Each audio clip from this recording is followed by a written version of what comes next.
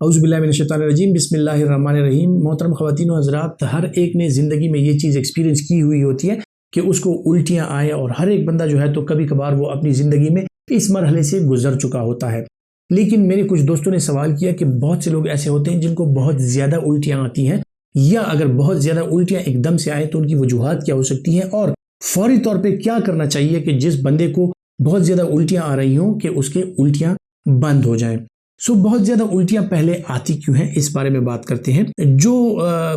आम बीमारियां होती हैं, जिस तरह कि आपको अगर मैदे की थोड़ी सी इरिटेशन हो गई, या आपने कुछ ऐसा वैसा खा लिया, या आपके मैदे की गैस बढ़ गई है, या आपको गैस्ट्राइटिस है थोड़ा सा, तो उसकी वजह से बंदा एक आध बार उल्टी कर लेता है, लेकिन उल्टी करने के साथ उसकी तबीयत बेहतर हो जाती है। लेकिन अगर आप उल्टियाँ भी कर रहे हैं और उसके साथ आपकी तबीयत बेहतर नहीं हो रही और मुसलसल उल्टियाँ कर रहे हैं, तो इसकी मुख्तलिफ वजूहात हो सकती हैं। मुसलसल उल्टियाँ जो हैं वो या तो एक्यूट हेपेटाइटिस, यानी अगर आपका लिवर जो है उसमें इन्फेक्शन या इन्फ्लेमेशन है, एक्यूट हेपेटाइटिस है आपको, जो वायरल भी हो सकता है, ड्रग इंड्यूस्ड भी हो सकता है, उसके साथ आपको जॉन्डिस भी हो सकता है। इन लोगों में अक्सर औकात उल्टियों की शिकायत बहुत ज़्यादा होती है, और उनकी उल्टियाँ जो होती हैं बगैर इंजेक्टेबल ड्रग्स के वो अक्सर औकात कंट्रोल नहीं होती।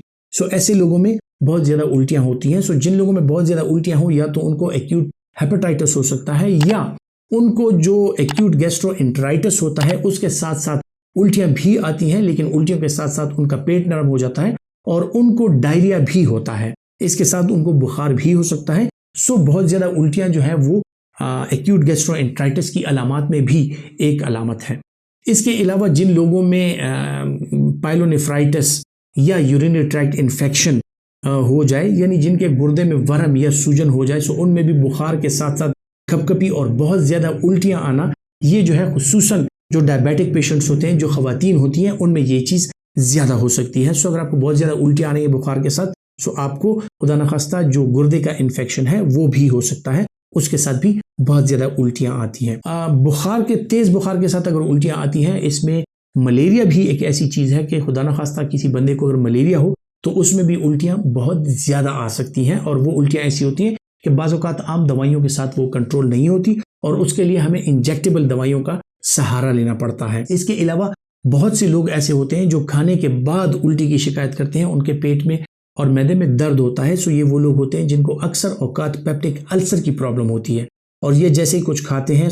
इनको पेट में और मैदे में शदीद किस्म का दर्द महसूस होता है और ये उल्टी कर देते हैं। उल्टी जो है वो पेप्टिक अल्सर की अलामात में से भी एक हो सकती है। या इसी तरह कुछ लोगों में पेट के शदीद दर्द के साथ अगर उल्टियाँ आती हैं, वो आपका जो लुबलुबा है यानी पैनक्रियाज है, उसमें अगर इन्फ्लेमेशन हो जाए, यानी पैनक्रियाटाइटिस अगर हो जाए, तो उसके साथ भी एक्यूट पैनक्रियाटाइटिस के साथ बहुत सीवियर एब्डोमिनल पेन, और जो कि खुसूसन आपके पेट के वस्त में होता है, और आपको अपने शोल्डर्स के बीच में भी और पीछे की तरफ भी वो रेडिएट होता हुआ वो महसूस होता है। ये एक्यूट पैनक्रियाटाइटिस हो सकता है। इसके अलावा जो बहुत ज़्यादा उल्टियाँ होती हैं वो कोलिसिस्टाइटिस के साथ, यानी आपका जो पित्ता है उसमें अगर पथरियां हो या उसमें सूजन आ जाए, तो उसके साथ भी आपको शदीद किस्म की उल्टियां आ सकती हैं। ये भी एक उसमें शिकायत हो सकती है। बाकी अगर सर दर्द के साथ किसी को बहुत ज़्यादा उल्टियां आती हैं और सर दर्द मुसलसल है, उल्टियां मुसलसल है, ये रेज्ड इंट्राक्रेनियल प्रेशर, यानी आपके सर में जो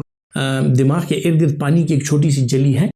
उस जली में ये पानी की मिकदार ज़्यादा हो सकती है, और ये खुदा न खास्ता एन्केफेलाइटिस या मेनिंजाइटिस, जो कि ब्रेन की जलियां हैं, उनमें सूजन की और इन्फेक्शन की या इन्फ्लेमेशन की शिकायत हो सकती है, जो कि ट्यूबरकुलस भी हो सकती है, यानी टीबी मेनिंजाइटिस और ट्यूबरकुलस मेनिंजाइटिस। और इसके अलावा जो है तो एक्यूट पायोजेनिक मेनिंजाइटिस, जो कि नॉर्मल आम बैक्टीरिया मेनिंगोकोकल वगैरह बैक्टीरिया जो है, इनकी वजह से आपको हो सकता है। बहुत ज़्यादा उल्टियाँ और सर दर्द मेनिंजाइटिस की अलामात भी हो सकती हैं, जिसके साथ नेक स्टिफनेस आती है, और नेक जो है वो बिल्कुल अकड़ जाती है, गला अकड़ जाता है, और उसको अक्सर औकात गर्दन तोड़ बुखार भी कहा जाता है। उसके साथ भी बहुत ज़्यादा उल्टियाँ आ सकती हैं। कुछ उल्टियाँ ऐसी होती हैं जो कि ड्रग इंड्यूस्ड होती हैं, खुसूसन जो लोग अल्कोहल का इस्तेमाल करते हैं, वो भी अगर अल्कोहल कंजम्पशन ज़्यादा कर लें तो उनमें भी बहुत ज़्यादा हद तक उल्टियाँ आ सकती हैं, और वो भी बहुत ज़्यादा उल्टियाँ करते हैं।